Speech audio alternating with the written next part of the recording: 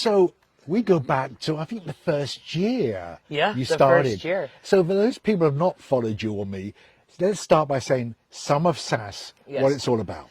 Summer of Sass is a program that relocates 18 to 20-year-old queer kids from primarily small towns in the South or rural America, and we bring them here to live and work for the summer. And how many years has it been now? This is the 5th year. I mean, technically 6 years, but 5th program, pandemic, you know how that works. And how many kids have you been doing at a time? 2 to 3, give or take. We had 1 year where we expanded to 6 because I was able to find 2 rentals. But that was just one summer. Now, these kids come here. They've got to be independent. They have to get a job, which you help them do. We help them get a job. Pay rent. Yeah, but we subsidize it. We subsidize the rent. Right. And we cover their travel. And when they come off the boat, it's like being in the Oz for them. Yeah, 100%. I mean, I think everyone experiences it their first time, right? Oh, we do, yeah. But when you take kids who maybe have never experienced walking down the never street, never left their region. Never left their region and never saw, every kid always says to me, I saw 2 guys holding hands in the street.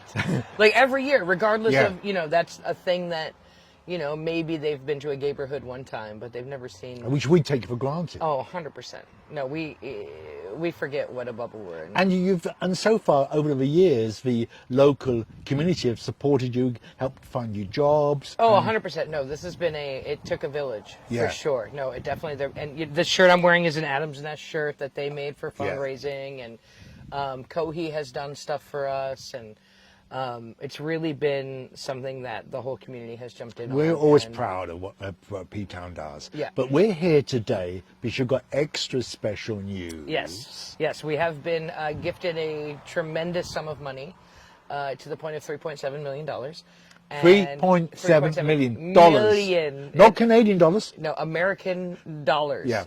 And we have, we're going to buy the stowaway at 210 Bradford.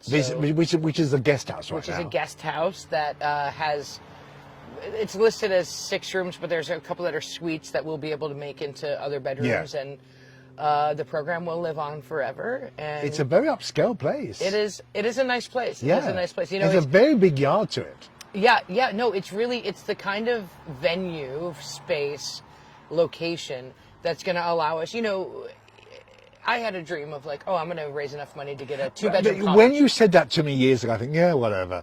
And you are not the only one, and thank you for that. What do you need the money for, mainly? A few things. Transportation, and mostly housing. It's mostly putting down the initial, you got to put down $20,000 to rent a house for the summer. It's kind of that sort of thing. There's a woman, I got to find her. I don't know her name. When I had just moved here right before I started the program. Yeah.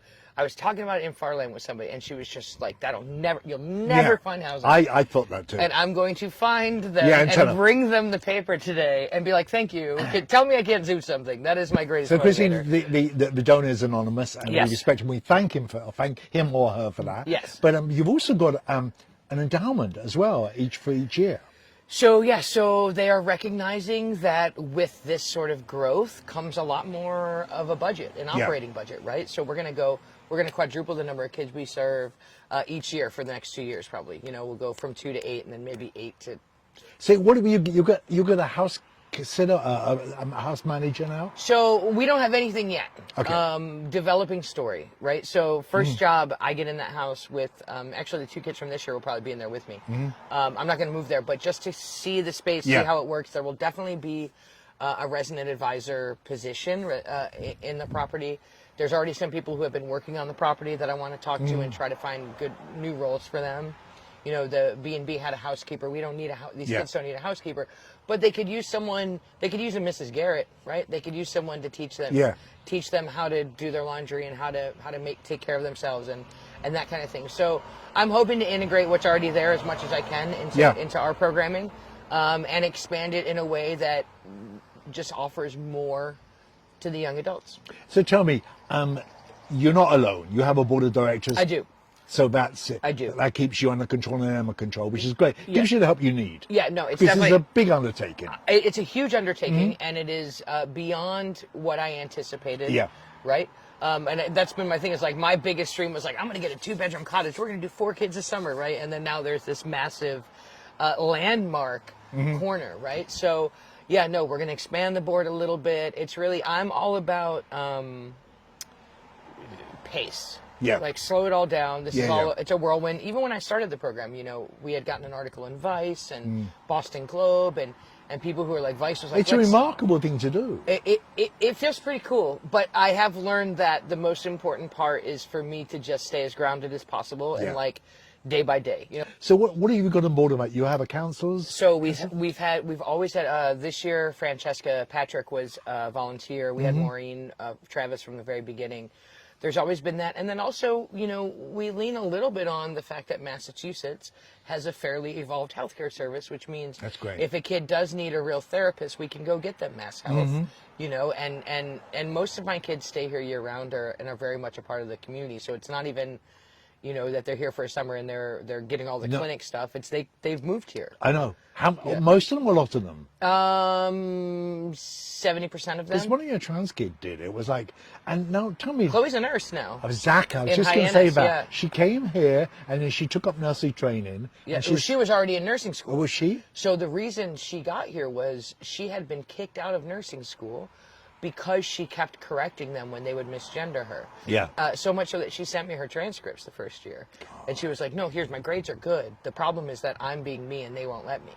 And so she promised me when she got here she would finish nursing school, and she did. So how do you select the kids? You must have a massive amount of people. You know what? There's a lot of, I talk to them a lot. Yeah. It's really just about talking to them because anyone is eligible as far as I'm concerned. It's just about whether or not it's the right fit. This is a very frenetic environment. It's not for everybody. Yeah, right? yeah. And then, you know, being mindful of who they are and what they might need and whether they've had job experience. We try to do a mix of people who have had job experience and who haven't. Because sometimes if you take a trans, you know, Jessica Fuller from Hoax Bluff, Alabama. Jessica got hired 3 times and she got fired 3 times. And Jessica moved here the day after she turned 18. She had no work experience. She had been had a lot of anxiety, a lot of social anxiety, and that just doesn't go away with 3 weeks at the gay beach. Like you just don't undo that trauma just because you've been here. Yeah. So, you know, we learned from that like some of the people who most need the help maybe aren't going to be employable right off the bat, and they're going to need a little bit of work, right? And so we try to mix it to make sure that there's a lot of kids who are working. The goal is that you have to be working on yourself in some way. So if you're not, you know, if keeping a job is hard for you for the first month, then all right, we're going to get you a doctor, we're going to get you a therapist, we're going to do the things that get you, we're going to tackle this anxiety that hasn't been addressed in your life, right? That sort of thing. Now fast forward, I just got a text from her dad. Jessica was just sitting down with the UN expert on gender and sexuality who visited 5 cities in the U.S. Birmingham was one of them, because she's been such an outspoken activist at 22 now. She's been such an outspoken activist in the state of Alabama for trans rights. Her dad has been an outspoken activist, so she's taken what her foundation here, went back home, and she's been on CNN, she's been on all this stuff, using her voice for trans rights in the Deep South, right? So it's twofold. We get kids who stay here and contribute to our community, but then we also get kids who go back to where they're from with the confidence of having lived here and getting a sense of self, and then speaking out for others. Yeah, so you set them up for the real world, the straight world. Yeah, you have to. That's absolutely amazing to do that. And I mean, I've seen many people have dreams. You're one of the first to have actually followed through with it, and it's a great part of the community. Stupid. Now, that's not enough money to cover your whole budget. No, that's enough money to buy the house. Okay, so you've got this annual fee. So they're going to give us 25% of our operating budget, up to like $100K, and their idea, the donors' idea, is, can we motivate the rest of the town? Yeah. To, can we get some people to jump in to give a couple grand every year for a few years? Like, because they want this to be a community thing, and I think it should be, because the other thing we'll do is, 18 to 20-year-olds come to visit, but there's not much for them to do outside of bike rides in nature, right? Which that's great, but, will this be a place where we can have, some gatherings for that age demographic? No booze, you know what I mean? Just like a drop-in center of sorts, almost. To kind of allow for that next generation presence that we don't have a ton of in town. So let's be crude. How much money do you need? I would like $1 million. A year? No. I need $250 a year. I would like enough so that the next 4 years is covered, because the challenge that we face right now is the best challenge, is to scale programming and fundraising quadruple in the same time, right? So for me, my goal is so large. I would love to know that our bills are paid for the next few years, staff it appropriately. That includes a bookkeeper, that includes an RA, that includes someone to maintain, the property itself, and an executive. So you're fiscally independent now. Yes. You're no longer, yeah. Correct. So, but you... And I would love nothing more than 100,000 people to give us $5. That's exactly what I'm saying. Do you know what I mean? That's what I need. Yeah. I'm not a grant writer either. Yeah, we're running all the details after this and before that, and it's not a one-off thing.